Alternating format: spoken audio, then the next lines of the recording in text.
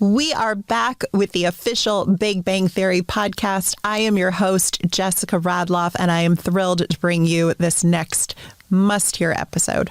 Well, I could not be happier to introduce today's guest because this is high praise coming from Chuck Lorre, who described our next guest as inextricably the most valuable player for the entire series. He was the science consultant for 12 seasons on The Big Bang Theory. He also played my favorite Sheldon series finale guest star. Please welcome Professor David Saltzberg, PhD. Welcome. Wow, thank you. That's quite an introduction. I'm amazed, but thank you. You deserve it all. By the way, one thing I've always wanted to ask you, because I remember when I was writing the book, there were 3 people where I was nervous about what to call them. Mm-hmm. I was nervous about how to refer to director Jimmy Burrows because he's such an icon. Right. Also, Mr. Bob Newhart because an icon. And then you, because I was thinking, do I call him Dr. Saltzberg, Professor Saltzberg? Everybody else calls him David, but I don't know what to call him. Now I call you David, but what do you prefer people call you? That's fine. Once we're working together, including undergrads who work in my lab. Yeah. In science, we're all on a first name basis. When I'm lecturing in a large class, 200 undergrads, things are a little more formal, and I'll sign my emails, your prof. It's somewhere in between. My first name seems too formal, and Professor Saltzberg seems. First name seems too informal, and Professor Saltzberg sounds too formal. So you're prof. I'm fine if they just call me prof. Prof, I love that so much. That's so good. Well, tell our listeners today first about your background and how you got into the science field. What inspired you? What did you love growing up? What are your degrees in? Where did you go to school? Well, I always loved science growing up, and probably had something to do with my father, who was an engineer at Bell Labs, and so we were always tinkering with things. I got a little older, and with a friend of mine named David, we were blowing things up with various chemicals that we found. Luckily, I managed to get off and go to college with all my fingers. After that. Where did you go to college? So I went to college at Princeton. Okay. And I was a physics major there. And it's quite a storied place in physics. Yeah. And some of the old timers that were still there, from the early days, the people were still alive then from the development of quantum mechanics, Eugene Wigner, and you would see some amazing people. And John Wheeler, you'd share an elevator with them. You make it sound so easy. I went to Princeton to study physics. Yeah, I went to Princeton and went to the gift shop, and that was it. And then it was great because I just always loved, I never really had a huge career plan other than I liked what I was doing. And then I went off to there was a European component to Fermilab, which ultimately became the highest energy frontier, called CERN, C-E-R-N, outside Geneva, Switzerland. The accelerator is so big it crosses into 2 countries. It goes between France and Switzerland. Wow. And then I came back to UCLA as what they call an assistant professor. You're not really assisting anyone, but it's the entry-level title. And I've been there for here at UCLA, University of California, Los Angeles, for 27 years, doing particle physics at big national labs like Fermilab and CERN. And also I started doing something in Antarctica with high altitude balloons, also particle physics. Wow.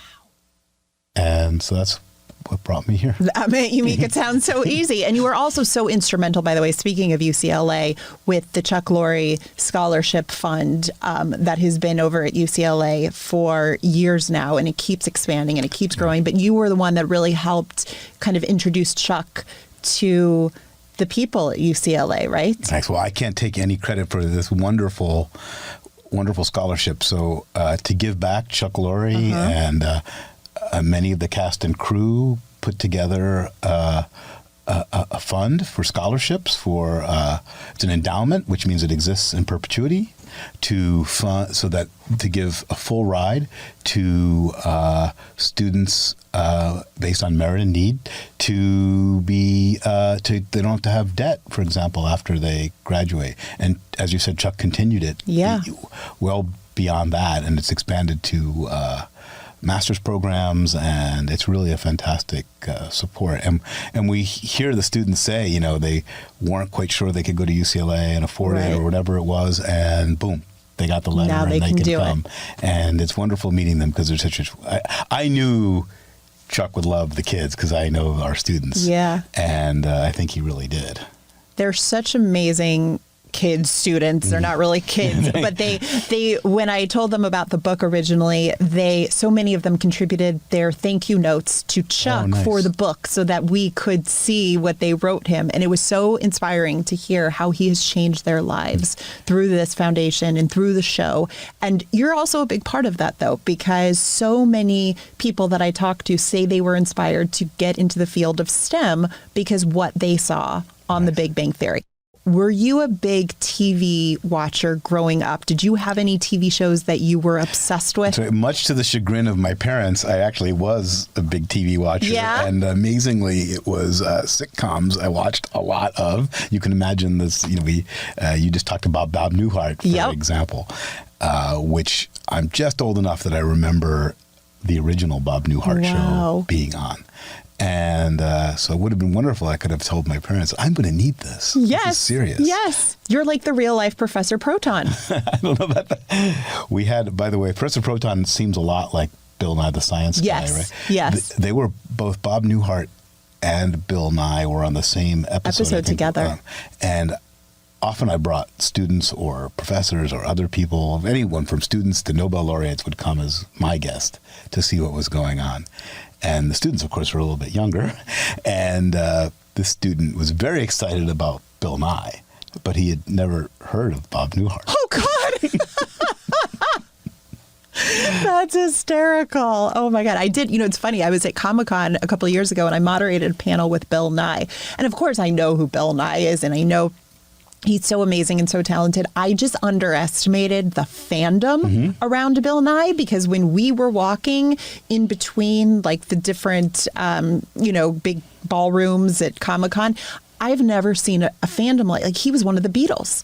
It was so amazing to watch that. But today we're going to talk about season 1, episode 9, the Cooper-Hofstadter Polarization. And what was so notable about this particular episode, it aired on Monday, March 17th, 2008.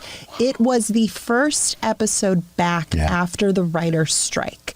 And it was so imperative that this first episode back did well because that would kind of set the stage and the tone for a possible second season and everything else. And Chuck said, like, we had to get this right. We had to go hard with these next 8 episodes or 9 episodes in order to get that audience to come with us. Do you have any memories of that time being the first episode back after the writer's strike? Because you hadn't been working on the show for a few months while this was going on. Right. And I actually visited my writer friends on the writer's strike, so that was Did you go out on the picket line? Yeah, I just visited them once, yeah.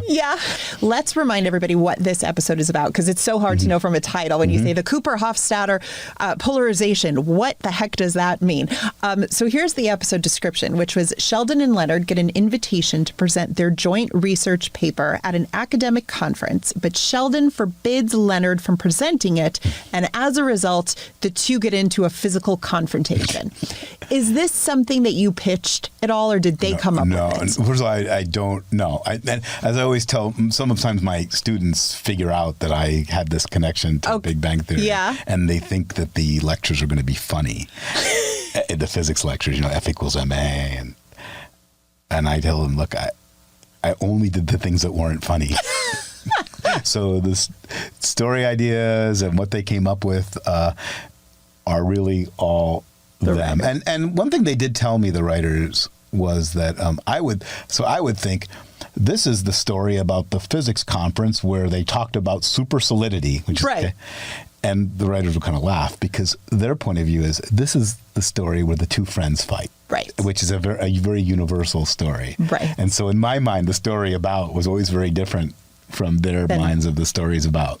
Oh my God. I felt like an idiot going back. I rewatched this episode 4 times to make sure I understood what I was watching, because the science episodes are a little bit harder for me to comprehend. I respect them so much, But it is more difficult when there are so many science terms and it is so science heavy. So you're going to have to explain a lot to me here. So this one was on the heavier side. Okay, thank you. Make me feel better here, David, because or Prof, because I'm going to need all the help that I can.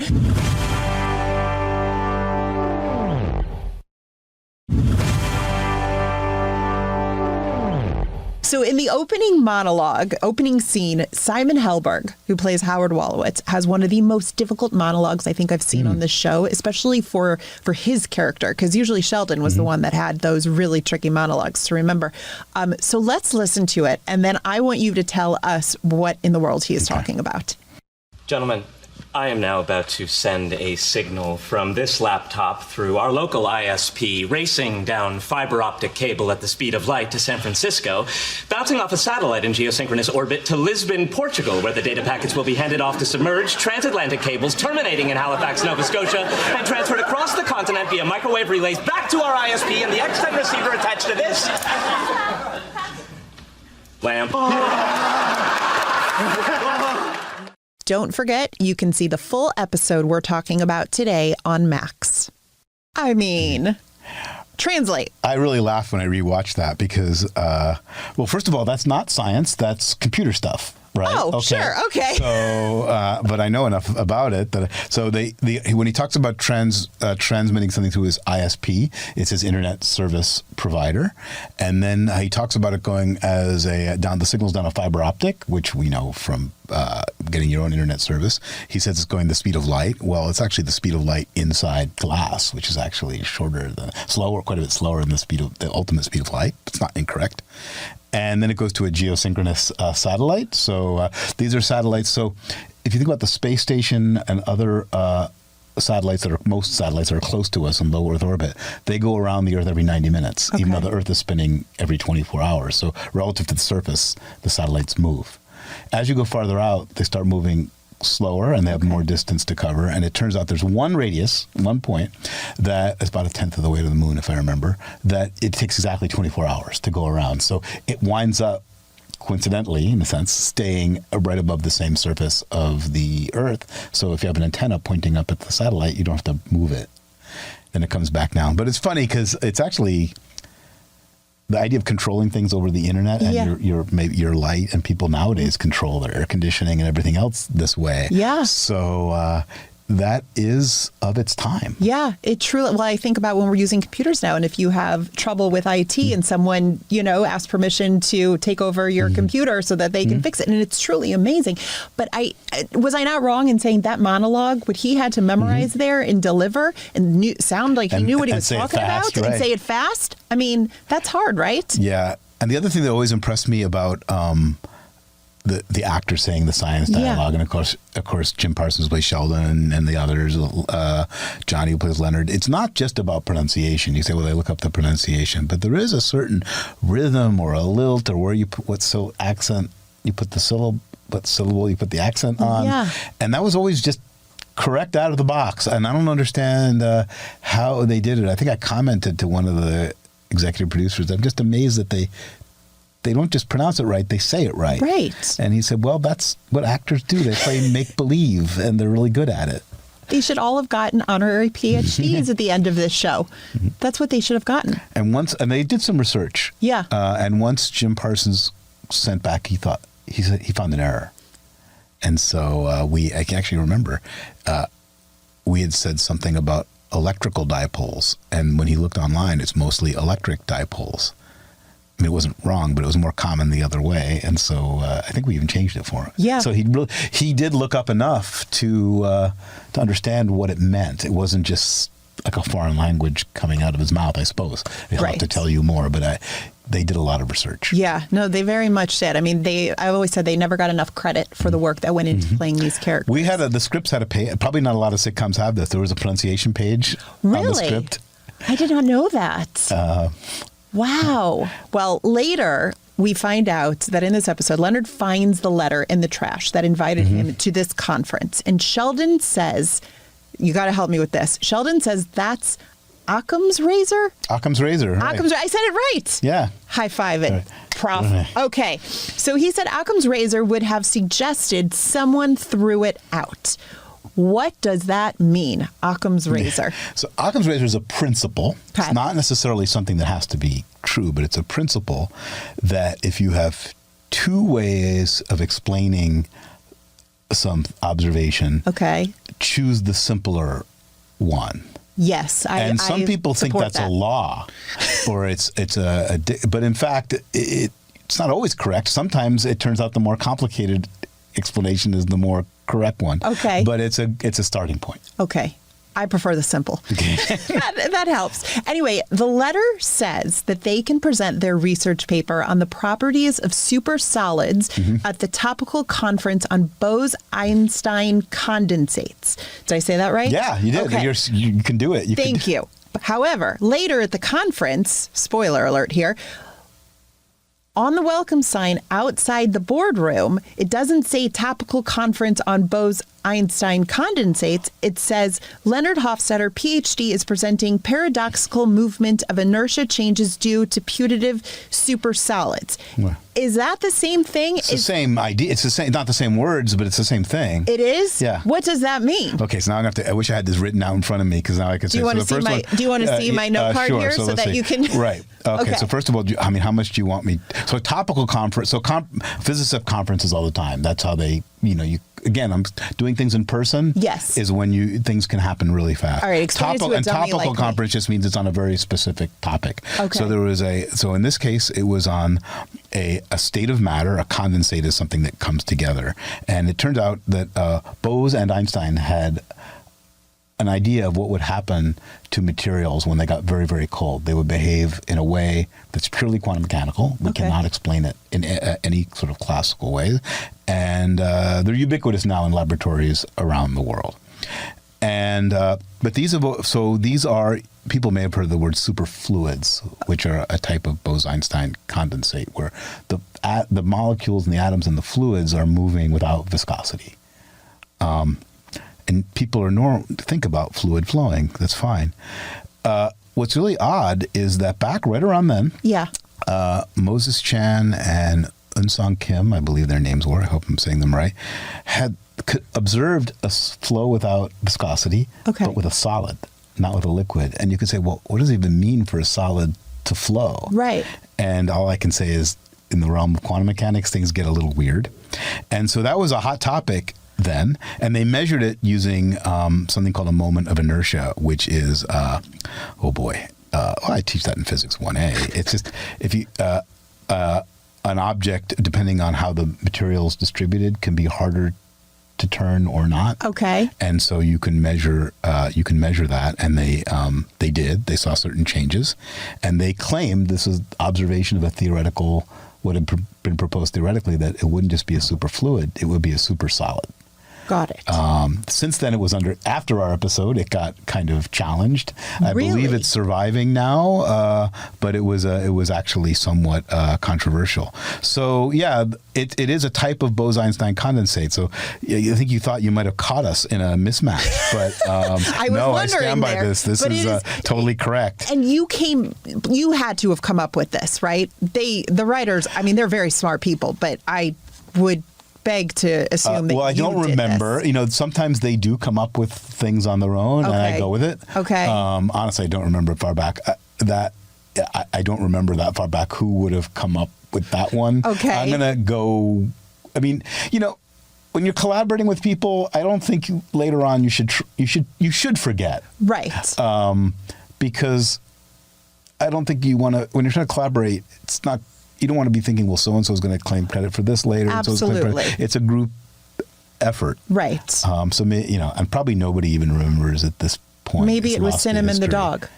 Right. Cinnamon wasn't around in this episode, but maybe it was him. But it was something I think I heard about at the time. It's really kind of I hope that sounded interesting. I think it is pretty interesting. I hope that sounded interesting. No, it's fascinating. Well, in plot lines that I understand a little bit better in this episode, Leonard needs help picking out what to wear to this conference. And Penny is going to help him with a wardrobe choice. So let's play that clip. How about this one? It says, I know my physics, but I'm still a fun guy. I didn't know they still made corduroy suits. They don't. That's why I saved this one. Okay, well, let's just see what else you have. Okay, here. Take this, and this, and this, and these. Is this all stuff you want me to try on? No, this is stuff I want you to throw out. Okay, so which character's wardrobe on the show would you say is closest to yours in real life? That hit a little close to home. Did it? I have to say, when I was younger, I used to wear a lot of flannel shirts before it came back. Okay. So, yeah, I think as you can tell, I'm wearing kind of a layered, set of clothes, and I guess that makes me a little more like Leonard, doesn't it? It really does there. Also, a little bit of a fun fact that I never noticed until I talked to Mary T. Quigley, who was the costume designer for the show. But in the beginning episodes, Leonard would wear a hoodie, a sweatshirt with the strings, the drawstrings in there. Eventually, she started taking them out and removing them from all of his hoodies. So in some early episodes, you'll see some scenes where Leonard doesn't have a hoodie with the strings, and then other times he does. In this particular scene, he is having the strings in his hoodie, but then she started to take them all out. And do you know why? She just said it was just something she wanted to do because I think, and again, I need to go back and read my own book here, but it would get in the way of what he did. It would just feel cumbersome to have strings that you never know you could, I did read your book. I just don't remember that part. Me neither. I did read your book. It's a very big book, so it's understandable. But yeah, it's a fun little fact to go back in and see. Yeah, he's wearing them there, but in other scenes, in other episodes, she takes the strings out of the hoodie, which I could understand. You don't want it to interfere with anything. I think there's so many secrets with the wardrobe. Yeah. There's so many. Infinite. There's so many. And the alien pin that Howard wore on his lapel. Have you found out what that's about? She told me that only she, meaning Mary T. Quigley, and Simon Helberg know, and nobody else knows. Okay. So I'm looking for that person. There's got to be one other person that knows, right? Don't you think so? Yeah. And they won't tell you? They won't tell me. They wouldn't even say it in the book. I was very disappointed. Maybe one day we'll do a follow-up for that one. Did these guys, though, I always wondered, they go into Caltech, they're in the lunchroom, they're eating, they don't look like what I would think a professor or scientist would look like, but is this how people dress on campus or it's interesting, in the workplace? I never really looked so much at what they wear. Okay. It's other than when they ask me what kind of laser goggles they might be wearing.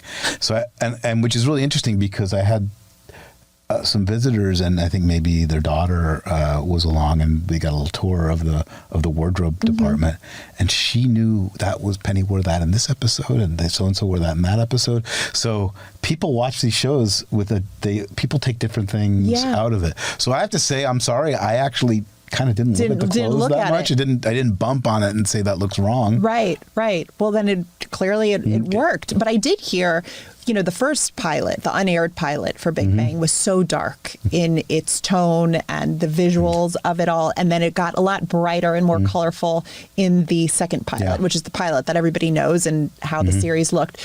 You told me a funny story in the book, which was you had to tell your students that their real life apartments, dorm rooms, whatever, were too depressing for TV because they normally don't look this fun and bright. Is that correct? I think that's what I told them. I told you before earlier when we were talking that the set dresser went out, set decorator in the art department went out and visited their apartments, and then they might have been responsible for ending the show very early. Never know. Okay, so later, Penny runs into Sheldon getting his mail, and we find out that Sheldon subscribes to Applied Particle Physics Quarterly. Is that a real publication? No. There are other times, I'm trying to remember, we've used real. We've gone back and forth with real versus phony ones. That one is a phony title. It's almost a joke because it's Applied Particle Physics. It's hard to think of something less applied than particle physics. Okay. But there could be. I mean, MRI scanners came out of our kind of field. Okay. But it would be it's a little bit of a joke. Do you hear from colleagues of yours after they watch an episode like that to be like, Prof, what's going on here? Coming up with fake titles No, I here. think people understand that stuff is often, like on a television show, aren't like the names of the drinks often fake just because you don't. They do it. You'd have to talk to, if you get a chance to talk to someone in the props department, it'd be really interesting to know what the legalities are and why they sometimes can use a real label and other times not. You can't, and I never quite figured it out, but I would talk to the prop master, Scott London, and the set decorator, as we've mentioned, Ann Shea and Chris Harwood. I may not have their titles exactly right. Yeah, that's okay. And give them things, and sometimes they would cover the label, sometimes not, and they knew what to do. Right, absolutely. What do you subscribe to? What do you get at home? What do you read? What science journal? Let's see. Well, I get the Bulletin of the Atomic Scientist. The Bulletin of the Atomic Scientist. Okay. Okay, as one, yeah. Okay. And I also subscribe to Science quite generally. Okay. And that's actually a little bit of a holdover of Big Bang. You know, when I started this about 20 years ago, you know, to make progress in one's own field, you kind of have to be narrow and wake up and just work on your one driven thing. And for me, it was to the detriment of watching what was happening in other fields. Yeah. When I got involved in Big Bang, I realized I needed to know, at least at some level, what was going on everywhere, because it brought in more ideas of what they might be working. For example, supersolids was outside my domain of expertise. And it's all really interesting. I mean, I like physics beyond just my own research area. And so that's stuck. So there's those two. I get Science News. Okay. I think those are the, those and were are the you ever three into comic books? Like the guys were? Only a little. I had a friend named Raymond who was really into them. Okay. Had them all in bags and everything, and read them back and forth. It didn't stick with me. I enjoyed it while I was doing it. I even went to, I don't know if it was comic conventions or just giant stores in New York. I can't quite remember. It didn't stick with me, but I did have a moment. Okay. And I used to read I used to like Fantasy and Science Fiction magazine, which is sort of adjacent to that world. But the column I always liked the best was there was a nonfiction column by Isaac Asimov. Yeah. And he would write monthly a little bit about science. Oh. And I always read that one first. Oh, that's so cool. I love hearing that. That's really neat. Was there by the way, any guest star that did come on the show outside of like a Stephen Hawking? So let's say whether it was Leonard Nimoy or... Oh my gosh, now you're going to make me pick one. Oh no. That you freaked out about specifically because of who they were? I'm going to pick one, but it's not ranking. Okay. Because I just, ranking. Whatever comes to not my ranking. mind. Meeting Steve Wozniak. Steve was Wozniak. Pretty amazing. And what happened was he's there and he's talking to everybody. And here's what I think happened. You can ask the writers. Okay. Or maybe we'll have Woz on to tell us. And I think this happened with a lot of guests like that. Okay. Is that it's really a lot of fun to go visit and everything just come together. But you have to remember that everybody else is working, right? They're actually trying to get the final stuff together. Right. And because I was kind of not on working, I was just there as a resource. I think a lot of times I wound up talking a lot to the guest star like that because other people were concentrating. Yeah. Not that they didn't interact with everyone, and so I gave Woz a whole tour of everything. And when I was a kid, I did have what was called an Apple II Plus computer, and I really had geeked out about it. I had geeked about some machine language and all this. I was telling him what I did. Oh, I don't know if you want me to tell you a story. Would about you? it. Yeah, tell us. And he might listen to this. I had done something that I thought was kind of clever in the disk operating system in the machine language. Okay. And I was so happy to tell Woz what I had done. Yeah. And he said, "Oh, it doesn't work that way." And then I was like, "I'm not gonna tell Woz that it does work that way," or whatever. I was probably wrong. Who knows? But I figured I better drop it. Oh my gosh. Well, now he should come on the show and we should like sit down with him and you can explain what you did because I trust you immensely. So I wouldn't be surprised if you actually did what you think. No, he knows. He knew it. I'm sure there's a good explanation. Did you have him sign? Did you have that old computer that you had him like No, I don't have it anymore. That would have been fun. Yeah. Oh, that's wild. But it was really great to talk to him, and I was a bit struck. Later on, Bill Prady said I was speechless at one point. I don't remember that, but That's really cute. I can understand. I mean, these are people that have changed our lives and with their innovation. So I completely get it. All right. Well, let's talk about the actual conference and this showdown between Leonard and Sheldon. When Sheldon shows up, he's wearing a dark sweatshirt, very unlike Sheldon. We never see him dressed like this. He interrupts the conference and says that this was his idea. Let's play that clip. Are there any questions? Yeah. What the hell was that? Any other questions? Dr. Sheldon Cooper here. I am the lead author of this particular paper. Thank you. And you, sir, you have completely skipped over the part where I was walking through the park and I saw these children on a merry-go-round, which started me thinking about the moment of inertia in gases like helium at temperatures approaching absolute zero. I didn't skip it. It's just an anecdote. It's not science. Oh, I see. It was the apple falling on Newton's head. Was that just an anecdote? You are not Isaac Newton. No, that's true. Gravity would have been apparent to me without the apple. You cannot possibly be that arrogant. You continue to underestimate me, my good man. Look, if you weren't happy with my presentation, then maybe you should have given it with me. As I've explained repeatedly, unlike you, I don't need validation from lesser minds. No offense. Really? So why did you come? Because I knew you'd screw this up. Well, I didn't screw it up. Oh, please. I admit that spherical chicken joke, that was hilarious. But it was straight downhill from there.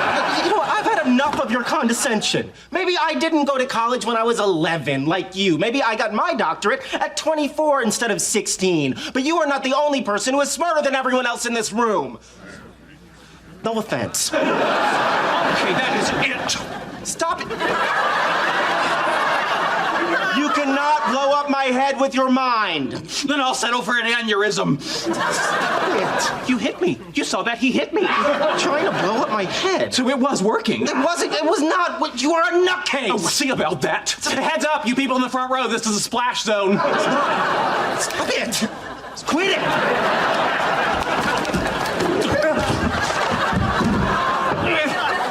Is this usually how these physics things go? More often than you think. Go back and watch this full episode on Max. Have you ever seen a fight break out like this? No, I was a little bit surprised when I rewatched the episode when Howard says more often than you think. Yeah. I don't know. It's like, spill, Saltzberg, spill. What really goes on at these conferences? I did once see there were two people that refused to be in the same session. Oh. So they called it, whatever numbered session was A and B. And so they technically became different sessions. Wow. See, scientists are just like us. They deal with issues as well like that.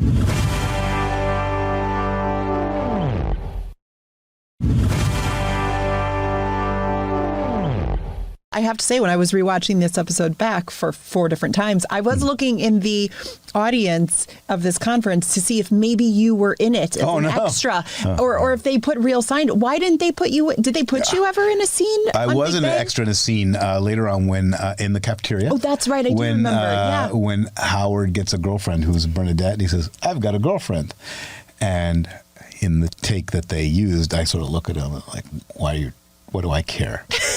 I didn't realize I was supposed to react. Oh, okay. And so the first time I was just trying not just being stoic, and then the director probably was Mark Sandrowski. I think I remember he said, you're supposed to react. Oh my God! But no one had told me. Oh boy, you're very talented. You should have been in that scene alone. Well, that scene with the professor. If anybody wants to write, I mean, who is that professor and where is he going? I think that could be a whole story. I agree. Well, speaking of, this is what I'm going to pitch you.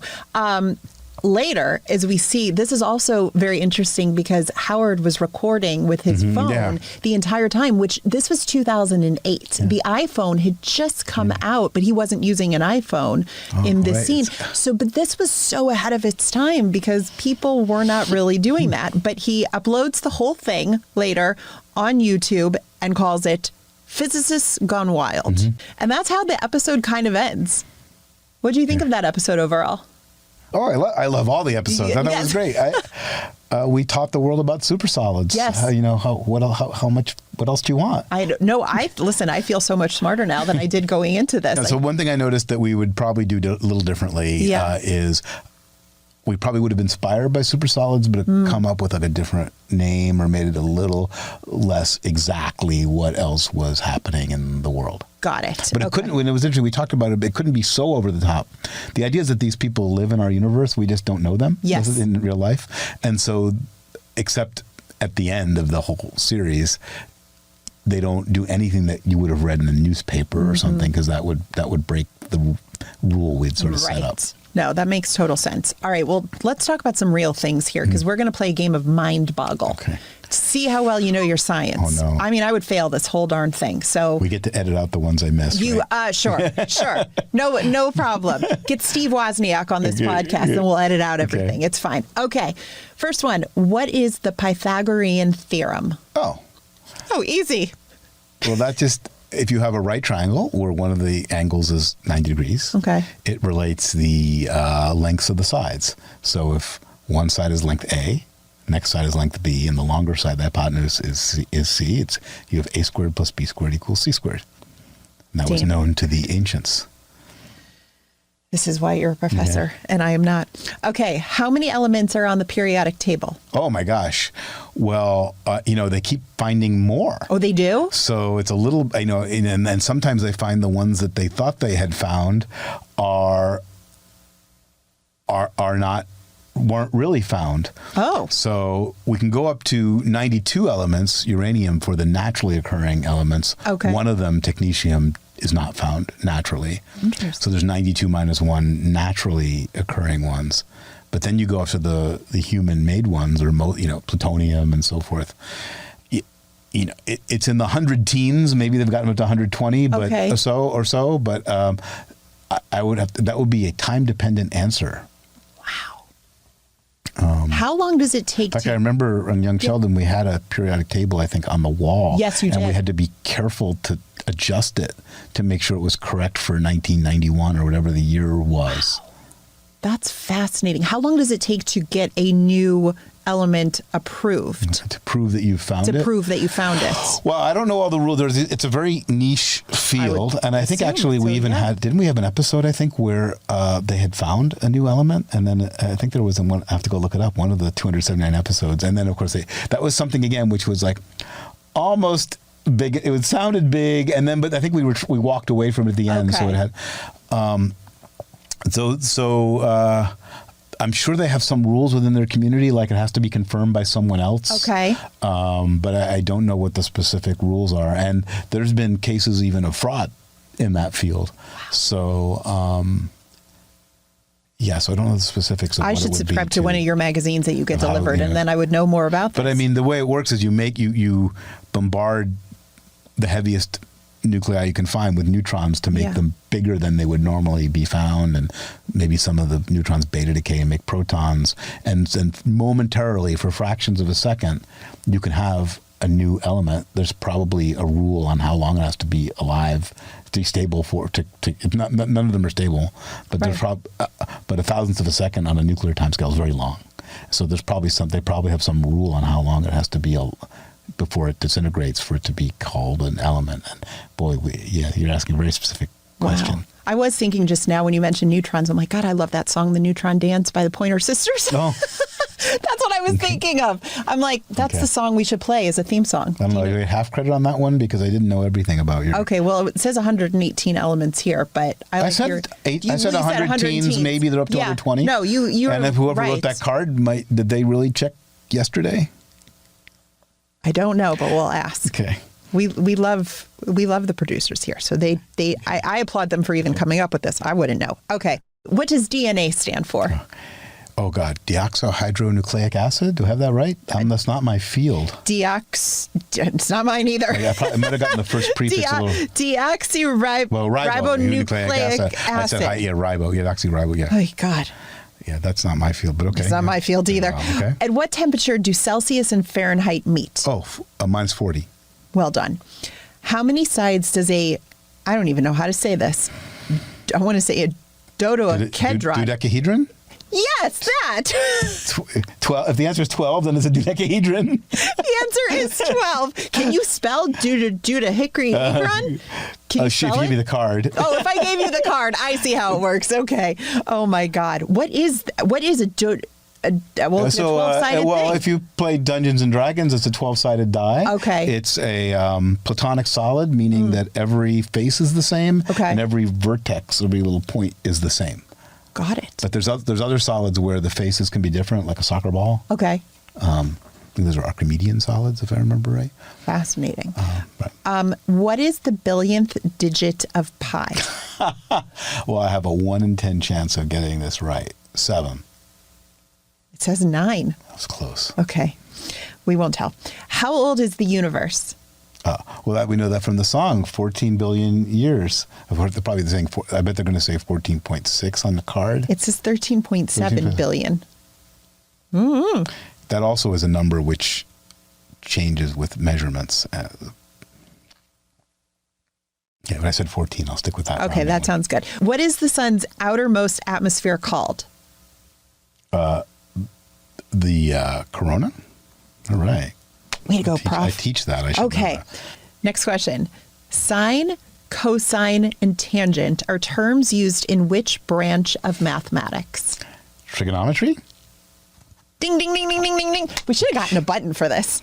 Okay, last one for you. What is the square root of 196? 14? Way to go. It's my favorite number, 14. Yeah, I was born on the 14th. Nice. And also, when the book first went on the New York Times bestseller list, guess which number it went Oh, in? fantastic. At 14. Okay. And then it went up. Up meaning lower numbers? Up higher Okay. to 11. Fantastic. So, but 14 is special. So I like that. Square root of 196.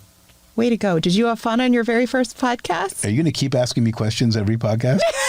Different one. Different one. You're going to come back. It'll be easier if you ask me the same ones. The same ones, and then you know I meant it? the quizzes, not I meant the quiz questions. Okay, well, I think That you made me a little nervous. Oh my God, you did fantastic. You're going to come back for season 2, episode 23, the finale, to talk about that. We're going to play a different game. Okay. You ready? You look nervous. Okay. It's going to be okay. All right. We'll give you a snack afterwards. Thanks for joining us, David. Prof. Thanks. You're welcome. This podcast was produced by Warner Brothers Unscripted Television in partnership with Max.